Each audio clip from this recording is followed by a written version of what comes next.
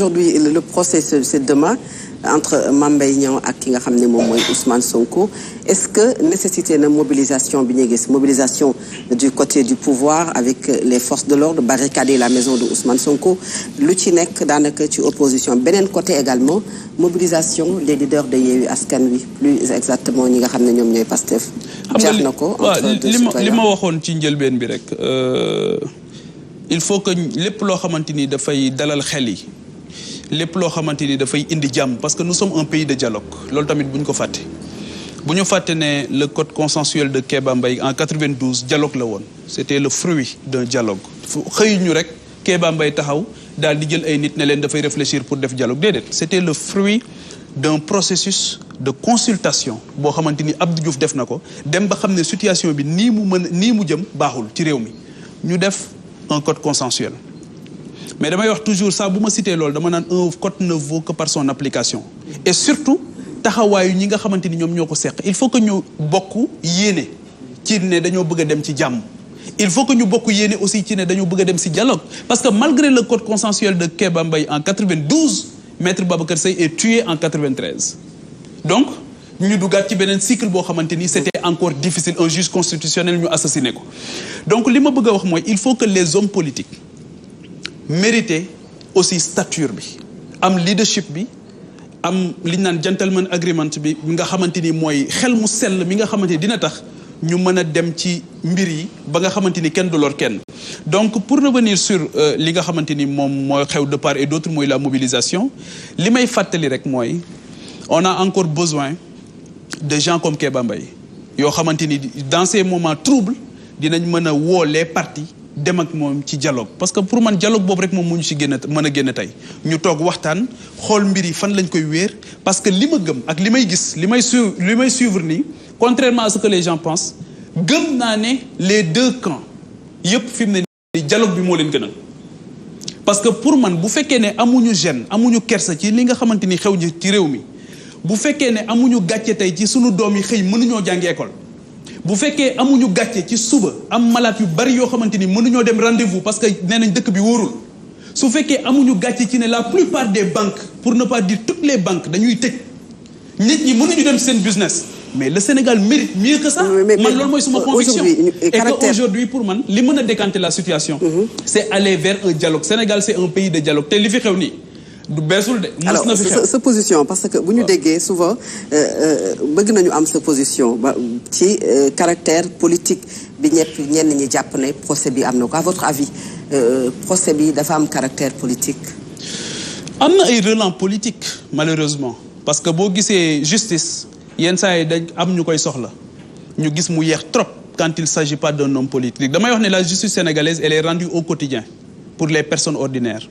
mais bu fekkee ne quand il s'agit d'un homme politique dañuy gis yenn saa yi mu mën a gaaw trop wala yenn saa yi mu mën a yéex trop en fonction souvent aussi de l'agenda de celui qui incarne le pouvoir loolu tamit dafa nekk loo xamante ni lu ne fàng la kenn du ko jeex mais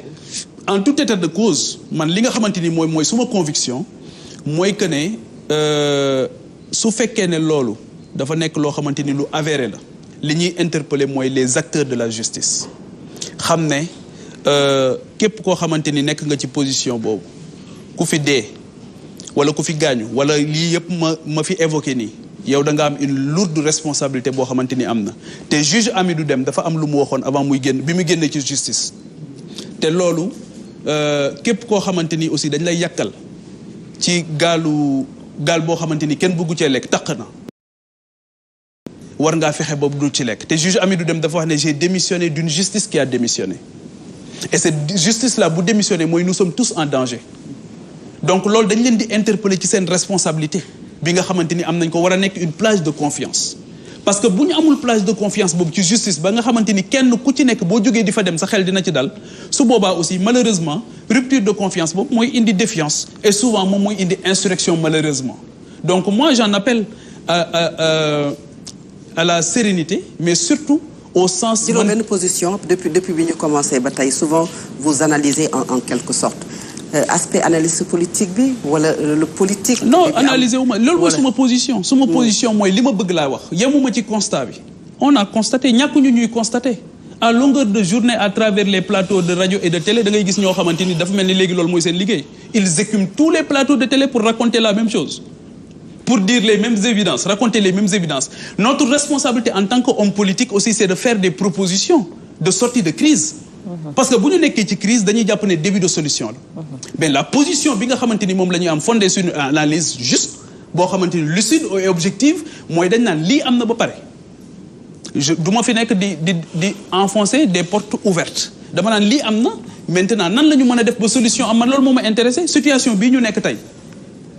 su fekkee ne man li ma wax léegi dama bëgg a nekk un rentier de la tension mën naa jeter de l'huile sur le feu c'est pas ma responsabilité suma responsabilité aujourd'hui mooy ñi nga xamante ni dañu nekk ay acteurs majeurs et une démocratie ni ma koy waxee a toujours besoin de seniors muy kilifa diine yi muy ñi nga xamante ni tey je pense à quelqu'un comme Serigne Diop ancien médiateur de la République je pense à des personnalités d'envergure comme moom